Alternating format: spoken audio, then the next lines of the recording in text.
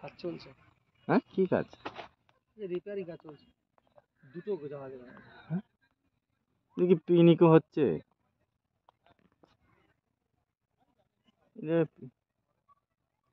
পিকনিকও হচ্ছে এদিকে। হ্যাঁ পিকনিক করে।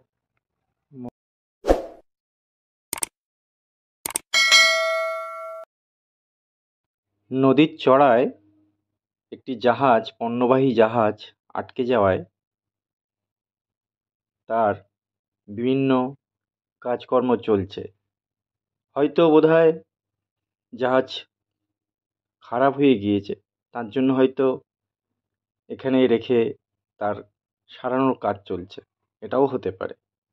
আবার চড়াতে আটকেও যেতে পারে, তার জন্য এখানে রয়ে গেছে জাহাজটি, এই পণ্যবাহী জাহাজটি। জল তুলছে, উপরে এসে জল ঢালছে একজন।